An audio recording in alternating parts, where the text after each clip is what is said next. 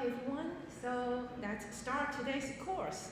And I know maybe some of you already participated the programming lab yesterday, so I hope everything was fine. And if you have any question, please feel free to ask me during the break or after the class. And also please, you can also feel free to ask your TA about it. So TA and I will discuss all the questions together, so you can also get the answer by asking your TA. And okay, so today we're gonna start another new topic. In the last week, we talked about C fundamentals. We introduced our first C program, Hello CCU, right? And we also talked about the important concept about the variables and the data. We also talk about how to use printf and scanf to read the information from the users and print out the information using your C code. And today we're gonna dive deep into how to use printf and scanf because there are more details about them. And the printf and scanf, like we mentioned in the previous course, the F after printf and scanf, the F stands for formatted. So the reason we have the formatted at the end of printf and scanf is that these two functions can help us to I would say, create the formatted input and output. So formatted means that we want the input and output have a certain format. So we can use C code to design that, okay, I want my input to fit this certain pattern, to fit this certain format. So that's what we can do using C. So we will talk about that in this week. And again, if you haven't listened to this, so because the internet situation is not good in this classroom, so if you have the trouble to connect to the Slido in the previous lessons, please feel free to come up here and take a sticky note from me, and you can write down your student ID and your answer to the Slido quiz so that you can still get the bonus point by participating in Slido. Okay, again, today we have some, I would say, relatively difficult vocabularies here. So I also list all the vocabulary here. So please feel free to come back to this slide to check out the vocabulary that you are not familiar with. So we have the optional, skipped, and then we have the, so there are some of them are special terms, but some of them, I will say it will be good if you can remember them, because we will talk a lot of things about the comma and period. So we have a lot of these two things in our code, so it will be good if you can remember the English name of these two symbols. Okay, so I will give you some time to read about them and try to memorize. Try to record your memory for those vocabularies. Okay, that's great. So let's start today's course by some slides. So these slides, the goal of these slides is to help you recap, to help you remind, recode what we learned in the last week. So the first slide is we have a simple program here, right? So please check out the program carefully and think about what is wrong with this simple program. And there are more than one correct answer. So there are multiple errors in this program.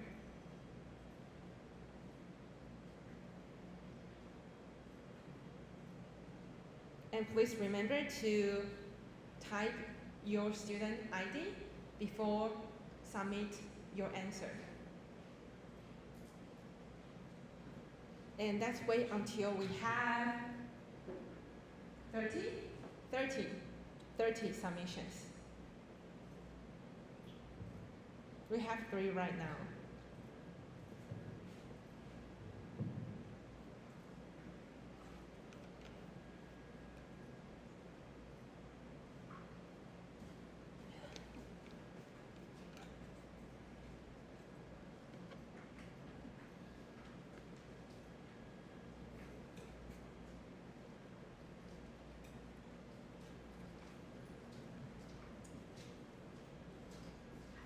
Okay, we need 8 more.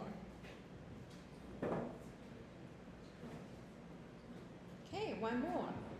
So let's check out the answer. Very good. So around 80% of the submission choose the correct answer. So yes, so the first incorrect statement or incorrect thing in this program is that we can see that in the scanf here, we want to read the input, right? And we want to store the input to A and B. However, if you still remember what we said last week is that whenever you use scanf, for the most of the time, you need to add the AND symbol in front of the variable. So in this case, we forgot to add the AND symbol in front of A and B. So that is the first thing that is incorrect. The second thing that is incorrect is that the number of the conversion specifications. So the conversion specification is the symbol start with a % symbol. So we have a %D, %F, %E. You will see that in the later slide. So all of them are called conversion specification. And we say that when we use the conversion specification in the format string, the number of the conversion specification need to match the number of the variable in the scanf and also in the printf. So that is the second incorrect thing in this code. Okay. So let's check out another one. So we have another simple program here. So now we still have some error in this code. Can you spot the error in this code? What is the incorrect stuff in this simple program? Again, there are more than one answer. And we wait until we have, again, 30 submissions. Or maybe let's try to, let me be more ambitious. Let's wait until we have 50 submissions.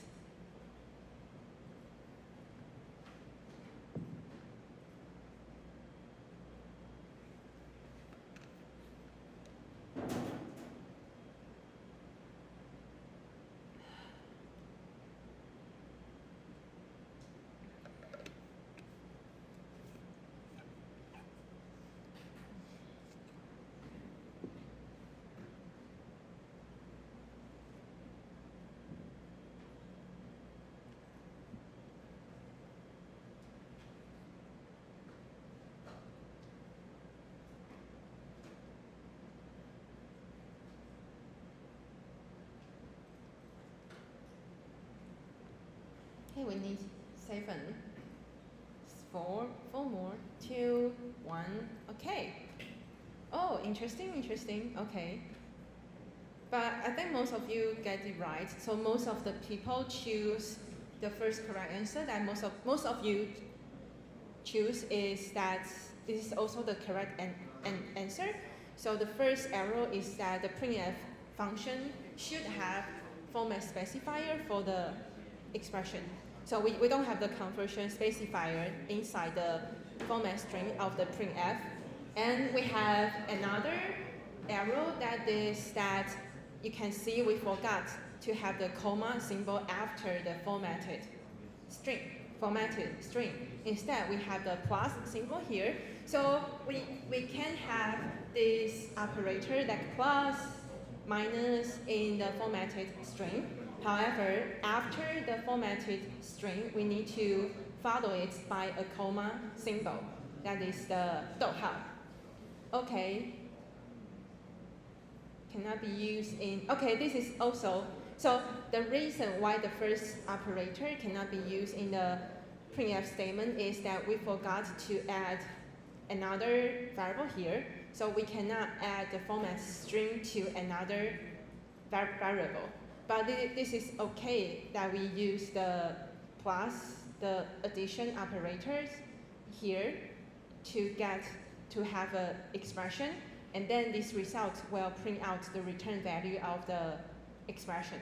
So I will say the description of this option is not really clear, so don't worry if you did not choose this one. So the correct answer is that we can use the plus, the addition operator in the printf.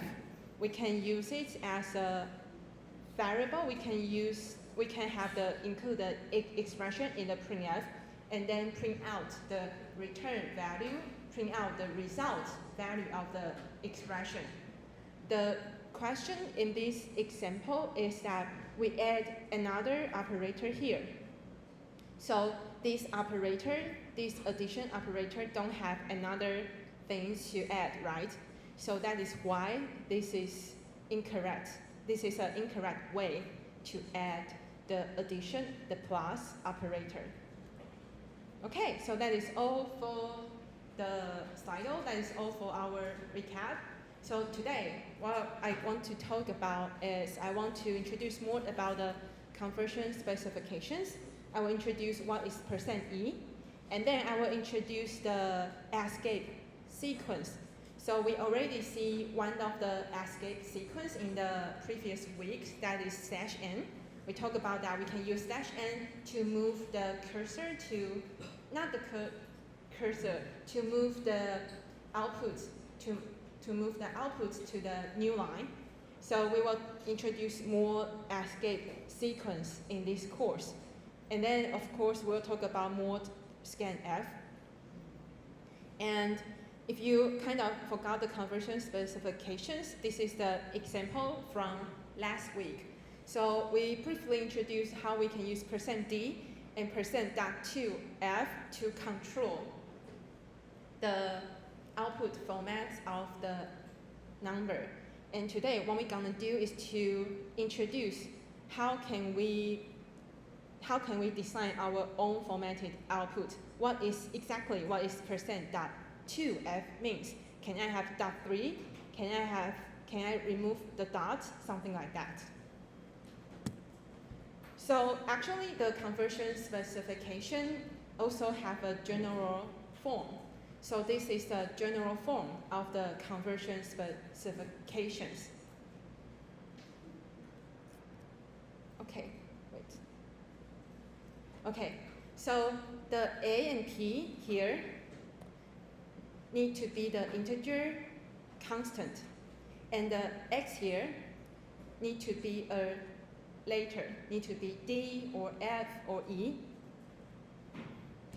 And then the difference between these two is that we can also add a minus symbol here in between N and % symbol. So don't worry about the meaning of this thing right now. We will introduce the effect of this symbol in the later slide. But now just remember we have a general form of the conversion specification. And in this form, we can put two integer constant in between % and X. And X need to be a later, so need to be a later F or a later D. And the constant integer put in between these two symbols will be N and P. And then when we add P, we need to add a period here. So actually, A, N, and P are optional. So we can add N and P, but we can also remove N and P. So in this example, here we have %D. So in this case, we don't add the number for N and P in this case. But in this case, we actually provide the number of P, that is 2, in this case. So if we skip, if we don't want to add the P in the conversion specifications, the period, this dot symbol that separate M and P is also dropped. So if we decide not to add the P, then the form will become like this. We will just have and the letter here. Okay, I know it's confusing right now, so let's check out some example here. So this is the general form of the conversion specification we introduced in the previous slide. And here are some examples. So we have 3 conversion specifications here. And please try to identify where is the X, M, and P for each case down here. So I have an answer here, but I want to invite you to think about this, okay? So if you have pen and paper, you have iPad, you can write something on the slide right here, or you can try to think about in your head. But I will recommend to write it down, because if you write it down, you can learn better. Okay? So just map these 2 things together. And what we say is that X need to be a letter. So X need to be F here, right? So in this case, F is the X in the general form. Okay, so I believe most of you already have your answer. So let's just check out the answer right now. So you can check if you get it right or not. So in this case, N is 10 because we have N here, we have M here. And then we have the 2 here. 2 is after the period symbol. So 2 is for P. And the other thing is that in this case, we just drop P. So we don't need to have the period as well. So N is 10, and P is missing, X is F. And I believe I don't need to explain the last case here. Okay. So now let's introduce the first thing, that is what is M stand for. So actually N is also an abbreviation for this term. The M is abbreviation for minimum field 1. So you can see that we have a M here as the short for this term. So what is this means? What is the meaning of minimum field 1? So the meaning of minimum field 1 is that we use the number n, we use the value we supply for n to indicate the minimum number of characters to print. So let's check out the example here. So in this case, I have the integer variable I, right? I declare it and I initialize it, and the initial value for I is 1, 2, 3. Then I want to use this printf to print out the value of 1, 2, 3. So this is the printf that we are all familiar with, right? You should be very familiar with. You should be familiar with this printf right now. So if we write down this printf, the output will be 1, 2, 3 because that is the value we store inside variable I. Then I have another things now. So I have %4d here. So when I write down %4d, in this case, the value we use for n is 4. So that means that I need to have at least 4 numbers of characters in my output. And in this case, since the value we have inside I is 1, 2, 3, so in C, 1, 2, 3, each digit stands for 1 character. So we only have 3 digits here. So we only have 3 characters in output. But in the second printf, I want the output to have at least 4 characters, right? So to do that, what the printf will do is to add a white space, a space characters at the left. So you can see the output will look like this. And since the space character is hard to see, so I use this dot symbol to represent the space character. But you won't be able to see the space characters on your computer, but you can see by adding a space characters, now the output have 1, 2, 3, 4 characters. So it meets the conversion specification we put it here because we supply 4 for n, and n is for minimum field y.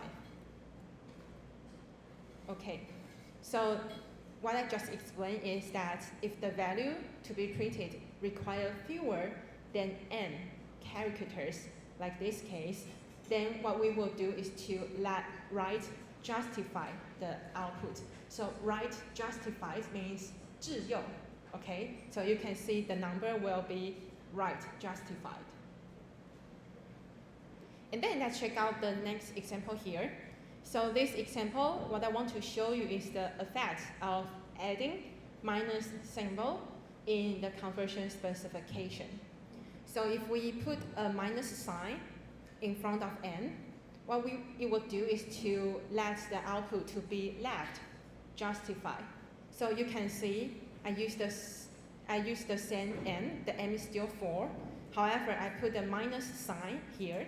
So the output will change from here, right justify, to left justify. We add the white space characters at the right. So the final situation is that what if the value I want to print require more than n characters?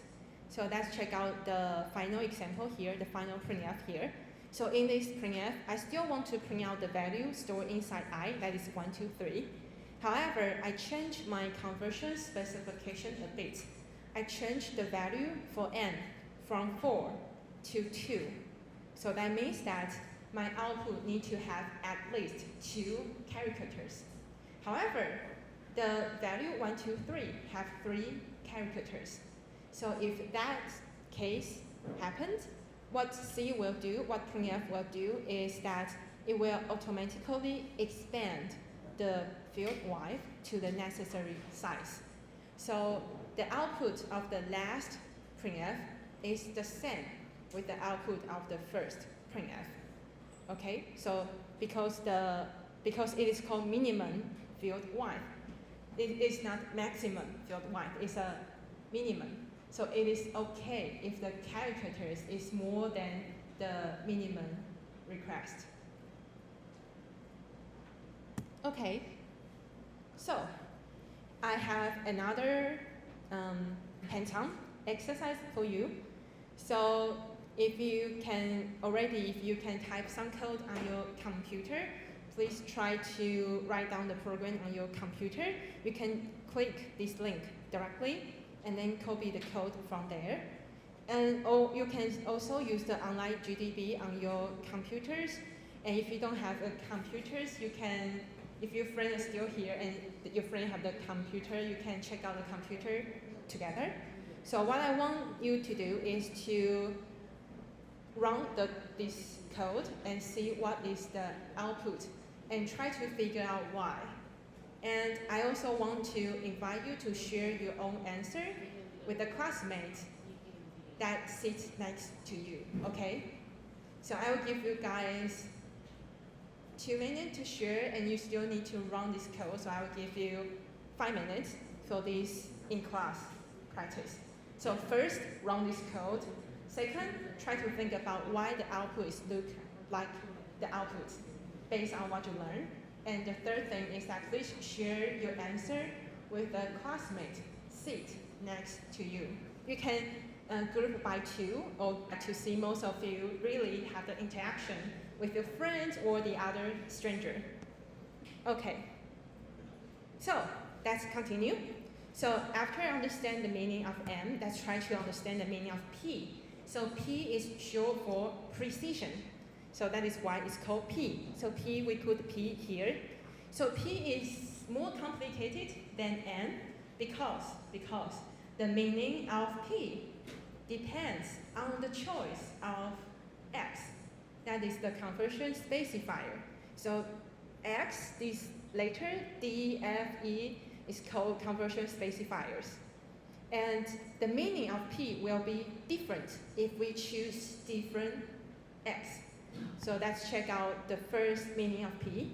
So if we have D specifier, if we have %D, the meaning of P means the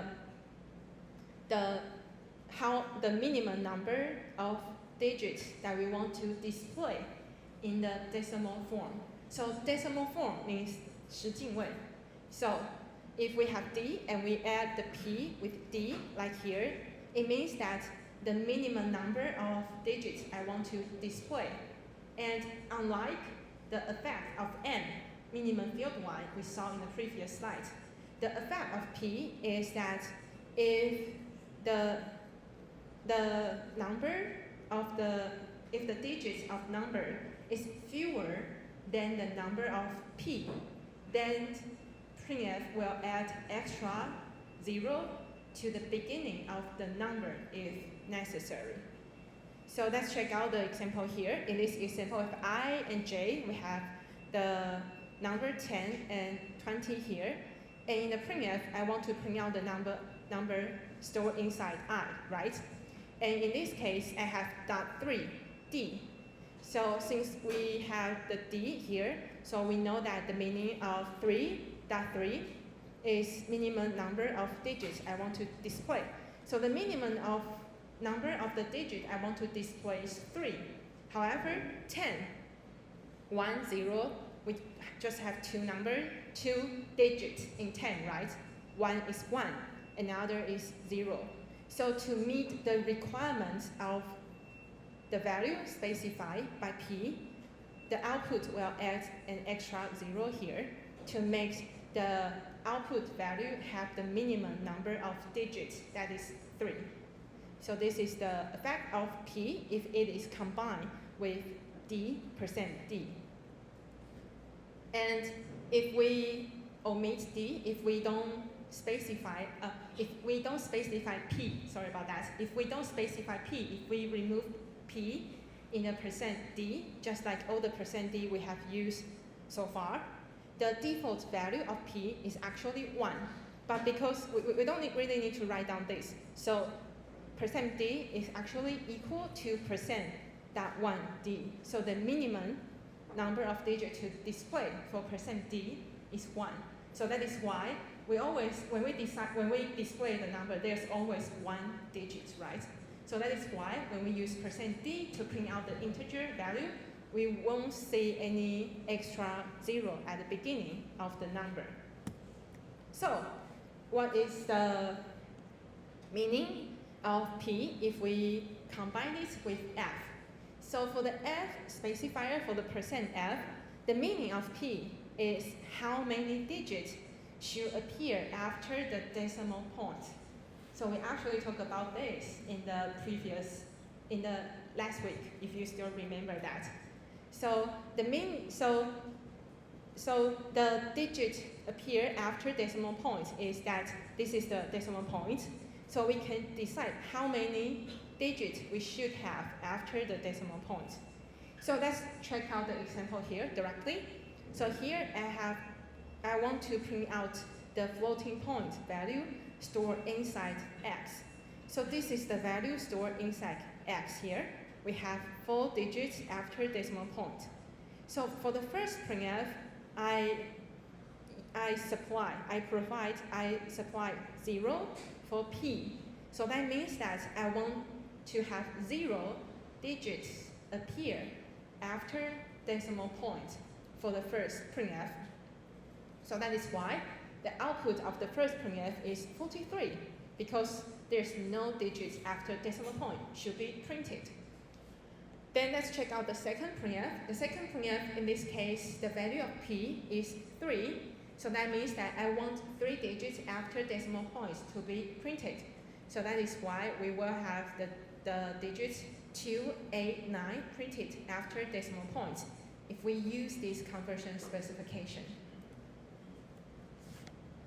So finally, I want to introduce a new specifier, that is E specifiers. So E specifier means that I can print a floating point number in the exponential format. So and E stands for scientific notation. So I believe most of you still remember that. So this is a scientific notation, look like this. So we will have the floating point number here, and we multiply it with the 10, and we have the 1 to the power of 10, or n to the power of 10. Okay, so if we use %e to print out the value stored inside x, the output will look like this, okay? So for the e specifier, when we use p with the e specifier, actually the meaning of p is the same with the meaning that we use with the f specifier. That is how many digits should appear after the decimal point. So if we don't provide the value for p, the default value of p is 6. So 6 digits after decimal points will be displayed. However, if we provide the value of 3, like the second printf, the output will look like this. There are only 3 digits after decimal points will be provided, and we will, because we use %e here, so the output format is scientific notation. Okay, so here is another quick exercise here. So please think about what is the output for the following programs. So in this case, I want to print out the value stored inside y, not x, it's y. So please think about what will be the output value in this case. And I will let you think about it during the break. So please come back here after 5 minutes, and we will check out the results and continue our lesson. The exercise we have before the break, so please check out if you get it right. So first, if we don't provide value p for e, the default value is 6. So that is why we have 6 digits after decimal point. And since we have e here, so this is in the scientific notation. And I believe I don't need to explain why the second printf will look like this, right? Okay, so if you don't understand that, please feel free to come to me after the class. So again, we have another slide of time. I just want to make sure you guys understand what we talk about, because I know conversion specification is quite hard to understand because there are all the abstract symbol out there. So the first question is, what is the correct output for the first printf? So the first printf is this one, %-5d. And the number you want to print is the number stored inside the variable I, that is 20. So you might want to first identify what is 5 stand for. Is 5 stand for P or 5 stand for N? And then try to remember what is the meaning of P and N. And then try to calculate the digit of the value you want to print. And then finally try to think about what will happen if we add the minus sign in the conversion specification. Really good, we already have around more than 40 submissions, so let's check out the answer. Really good, I'm so glad. Yeah, you guys are really great. Over the 90%, around 100% of the submission choose the correct answer. Very good. So this is the dot, it represents for white space. So I believe we can just continue the next questions. So the next question is about the second printf. So what is the correct output for the second printf? So for the second printf, we have %10.3f. It's more complicated than the first one, but again, the strategy is the same.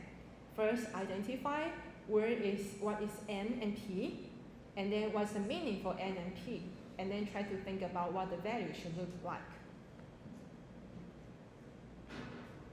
So let's wait until we have 40 submissions.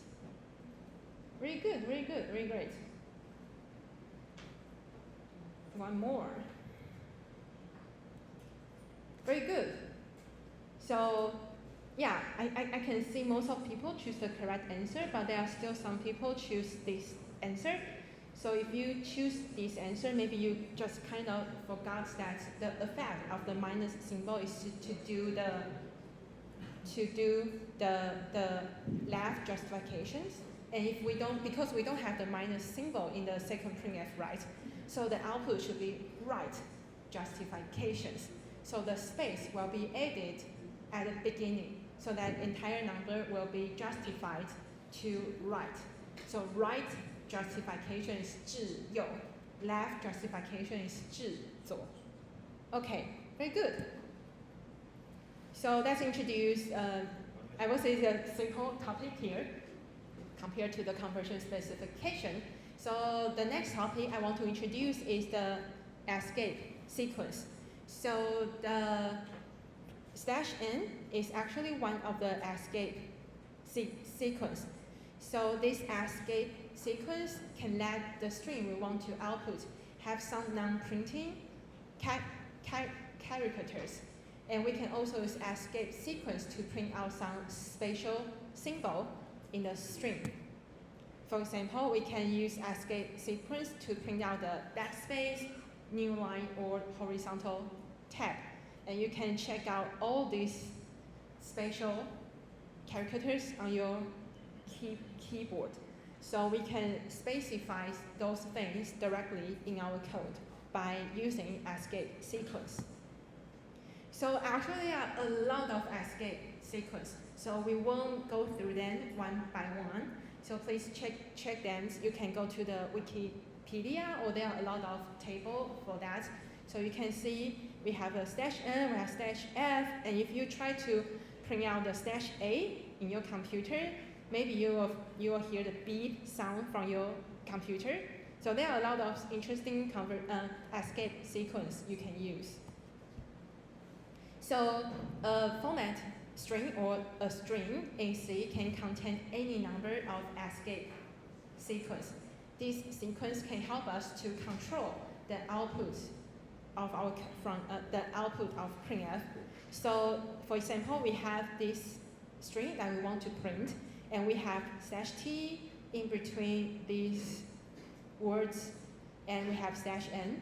So the output of this string will look like this. So you can see this escape sequence can make your output look more tidy and can make your output look more like aligned with each other. So another common escape sequence we can use is / and one double quotation. And this / double quotation represent these quotation characters. So the reason why we need to have the / double quotation is that if we directly write double quotation itself in the C code, then C will treat it as the spatial symbol, right? But sometimes we just want to print double quotation itself. So if we want to do that, we just write down the / double quotation, and you can see the output here. What we have is we can print out the symbol double quotation in the printf. And again, since the / itself is also a spatial symbol in C, so if we want to print out the one / in using printf, we can put a double / here, so the output will be one /. Okay, so here's more example to let you compare the effect of different escape sequence. For example, we have hello CCU, and then we have a new line here. So the next output will start from the new line. And we have /t in between hello and CCU, so we have tape in between hello and CCU. And we have different things here. So yeah, you can play with this escape sequence by yourself. But I will say the most common escape sequence we use is /n, and sometimes /t, and sometimes the / double quotation. Yeah. Okay, so that is all about the escape sequence. So the final topic I want to talk about today is more things about the scanf function. So what we learned about scanf is that it can help us to read the input from user, right? And what it read the input So the format of input can be specified by the format string we provide here. So if we use the scanf to read the input, it needs to match the format string we use with the input function. So this is a format string in the printf. And for the scanf, we have format string here. And in the format string of the scanf, it can contain two types of character. The first type is ordinary character. The second type is conversion specifications. And you can see it here. I use different color to label different characters in the format string of this scanf. So the %d, the 2%d here, are the conversion specification. I believe most of you can recognize that immediately. And we have another slash here. So this slash we label it in blue. So in this slash, it is ordinary character. And if we use this ordinary character in scanf, we need to use them with care. So we need to be very careful about this if we put any ordinary characters in the scanf. And I will explain that in the later slide. So for the most of time, actually, when we use scanf, the format string we have here often contain only the conversion specification. So in the most of the case, we don't recommend you to add the ordinary characters in the format string of scanf. For the most of the time, when you use scanf, the format string of the scanf only have the conversion specification. So here we have the example here. We have all these variables here, and we want to use this scanf to read a series of input from user and then store them into these 4 variables at a time. So if we want to do that, can you think about what kind of the conversion specification we should use for this format string? So the first 2 numbers should be integer number. The next 2 numbers should be floating point number. And this number is in the scientific notation. Okay? Let's check out them. Let's check out the answer one by one. So I would say the first 2 conversion specifications are easy because we just need to add the 2%d, right? Because the first 2 variable, the first 2 inputs are integer value. So we use %d.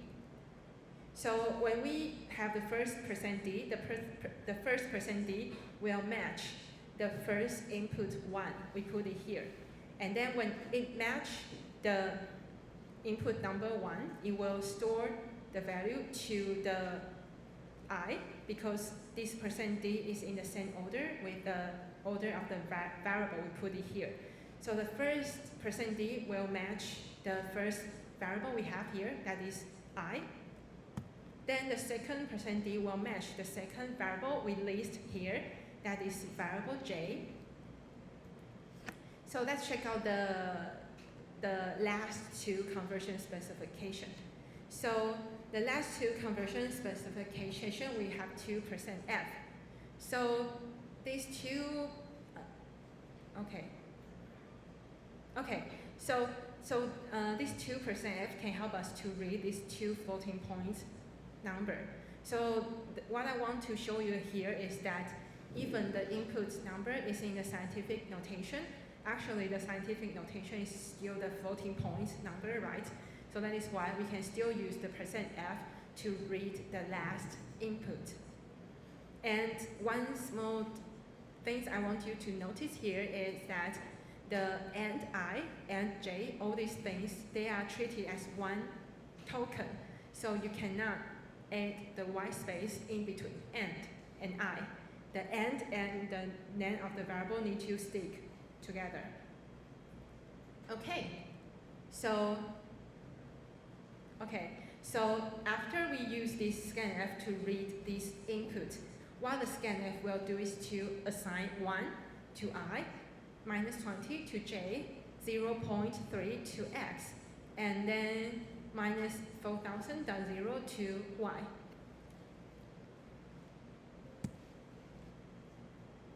So when we use the scanf, there are two things we need to check, and this is very important for the beginners. So first, always check if the conversion specification, the number of conversion specification in the format string of the scanf match the number of variable. And the other thing to check is that each conversion specification is appropriate, is correct to the corresponding variable. So here we have a program, and we also made mistake in this program here. So the first mistake we made is that in the scanf, I want to read two numbers, two integer number, that is month and year, and I also asked users to put down the number, month, and year, right? However, in the scanf, I only have one conversion specification. So the number of the variable and the number of conversion specification are not the same. So that is the first error we have. And the second, okay, so let's check out the error message not the error, the warning message we have. So you can see that C will provide you warning message, but it is not a compilation error. So if you just skip, you just skip the warning message, you will get the wrong result. So in this case, actually the warning message just tell you too many arguments F.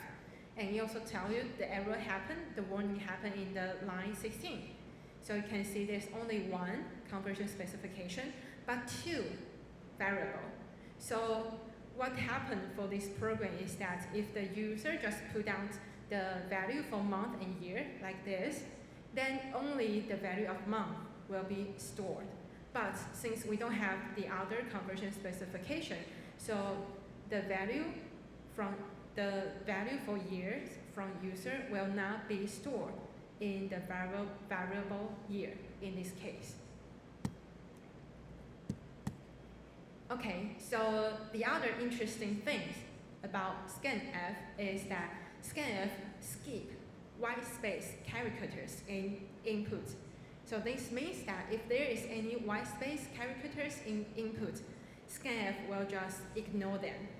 So what is white space characters? The space itself is white space character, horizontal, vertical tab, font-free, new line, all these things.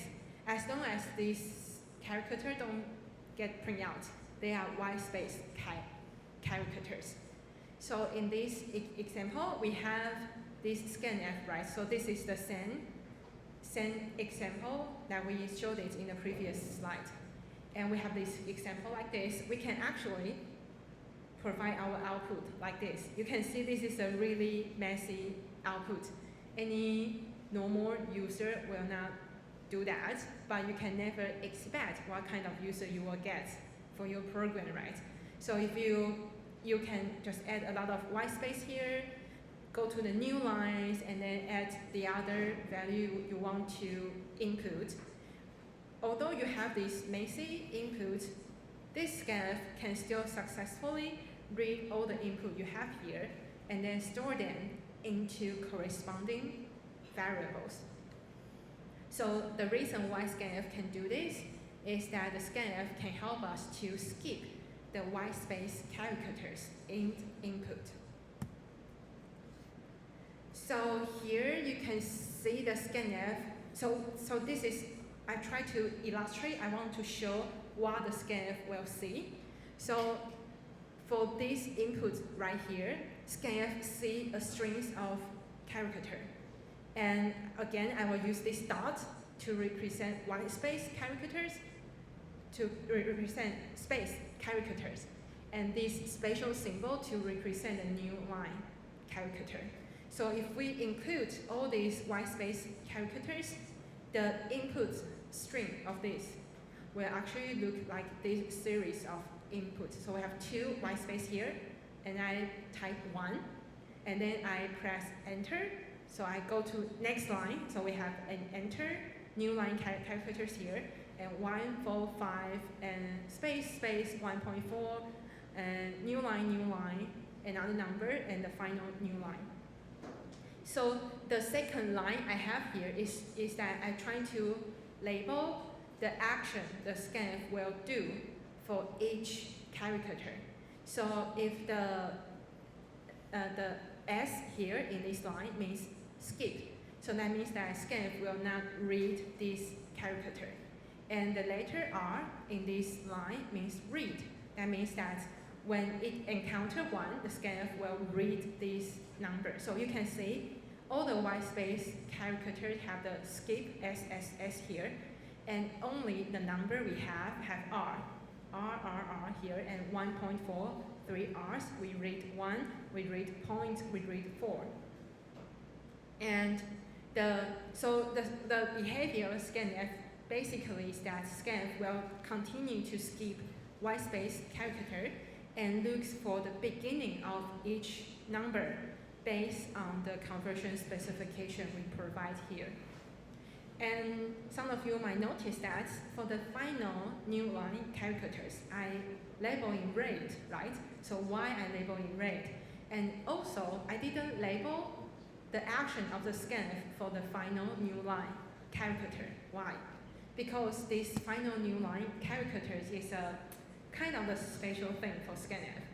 So, what the scanf will do for the final new line characters is that the scanf will kind of know there's a new line characters, so it will peek at the final new line characters of your input. Because whenever we finish input, we'll definitely press enter, right? So the final enter we press after the input is the final new line character. So the scanf we use will actually know there is the end of input. However, the scanf will not actually read the final new line character. So what will happen is that this new line characters at the end will be the first character read by the next call of scanf.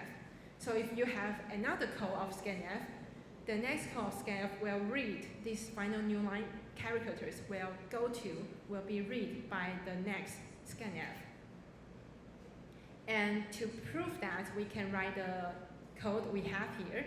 And since the /n is an escape character, so we need to use a char variable to read it. And we will introduce a char variable in the later course, but now just let you know what the effect of the last new line characters on scanf. So yeah, so I also provide the code of this program here. You can also go to online GDB to check it out. But and I also have the comment here. So what this code will do is that it will ask you to enter an integer, and then after you enter the integer, you will press the white space, right? So we have the final, you need to press a new line character. You need to press enter, and the enter will add a new line character at the end. And then I use this, and then we have the second scanf, and for the second scanf, I designed it on purpose because I want the second scanf be able to read the new line characters. And so I put a %C, so %C is the conversion specification for character input. So if you do that, you will find that your enter, okay. So if you have the second scanf, you can still enter some new things. For example, I enter 1. However, actually what the second scanf will read is that it will first read the new line character and then 1, because we need to read the new line characters from the last scanf. So if you do that, let me just show you. It will be quicker. Okay, so I run it.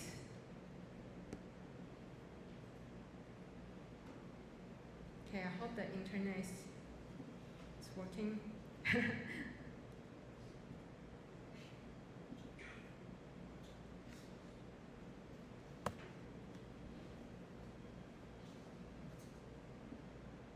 Okay, so I enter number 1. Okay, you can see I don't have the chance to to get to have the input for the second number.